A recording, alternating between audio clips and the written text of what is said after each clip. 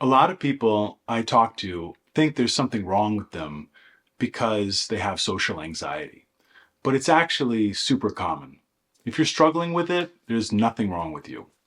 By the end of this video, you're going to understand how to make sense of social anxiety and what to do to overcome it. One of the first things to understand is that human beings are actually the most social creatures on the planet. More than almost any other species, it's in our DNA to need each other. Just think about how sophisticated our communication is with each other. No other animal comes close. So thousands of years ago, people lived in tight-knit groups, tribes, and clans. Your tribe fed you, protected you, helped raise your children. They were your entire world. Now, imagine if you got kicked out of that tribe. That was a death sentence. You weren't going to be able to survive for long on your own, hunting, warding off predators. Belonging and survival went hand in hand. So your brain and your nervous system are still wired like this today.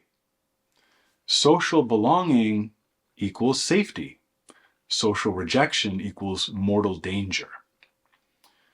When you walk into a room full of people and feel that spike of anxiety, the racing heart, the sweaty palms, the urge to disappear, that's your ancient nervous system doing what it was designed to do.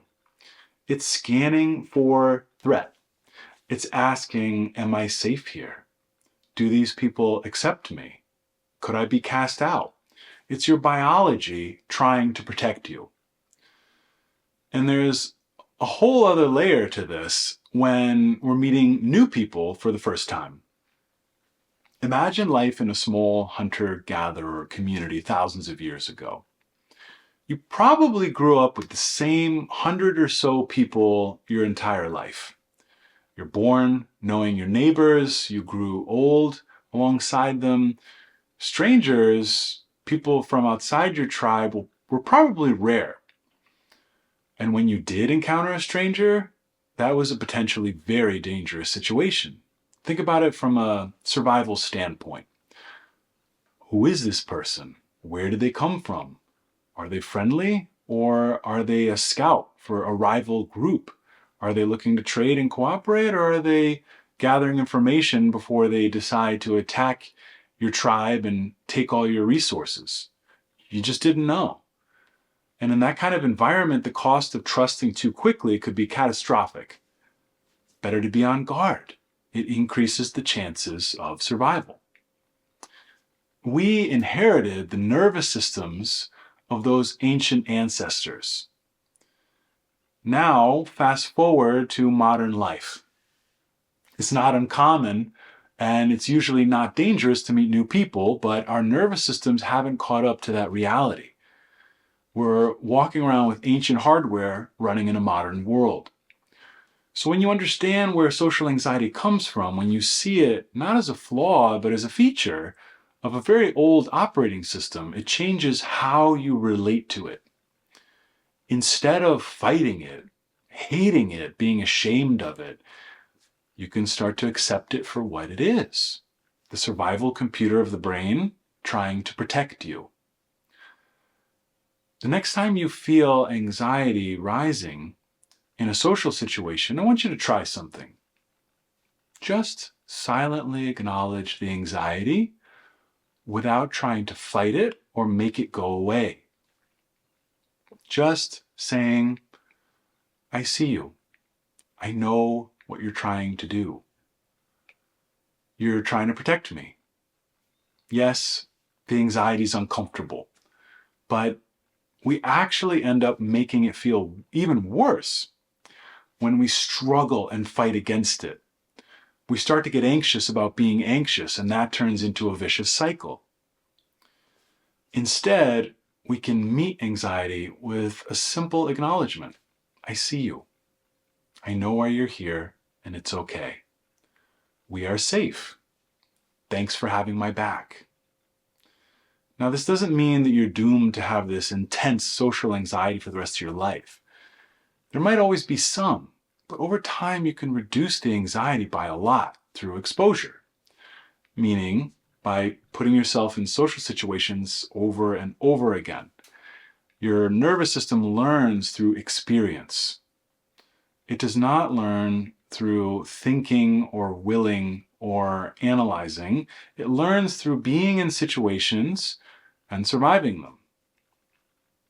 When you repeatedly place yourself in social situations, genuinely allowing the anxiety to be present while you stay in the room, your nervous system gradually begins to rewire and realize you're safe. Oh, that was uncomfortable, but I didn't die. Nothing catastrophic happened.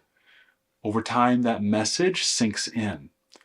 That's also why avoidance, as understandable as it is, keeps social anxiety alive.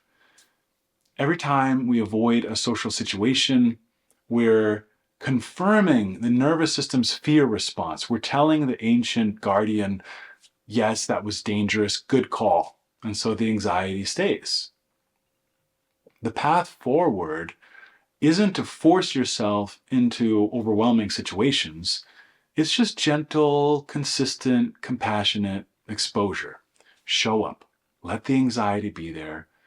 Don't try to perform your way out of it or think your way out of it. Just be present and let your nervous system gather new data. Before your next social situation, whether it's a work meeting, a party, running an errand, or even just a phone call, try this. Just take one slow breath. Place a hand on your chest if that feels right, and say to yourself, either out loud or in your mind, my nervous system is doing its job. I'm safe. I can feel anxious and still show up. That's it. You're not trying to talk yourself out of the anxiety. You're just reminding yourself that discomfort isn't danger. And after the situation, whether it went great or felt awkward or somewhere in between, take a moment to notice. I showed up. I did the thing. I'm okay. Social anxiety is one of the most common human experiences there is. You're far, far from alone in this. You're not weird. You're not weak.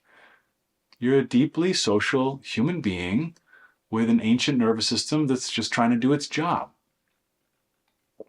If you found this helpful, let me know in the comments, and you can also find more of my work and other resources for overcoming anxiety on Substack.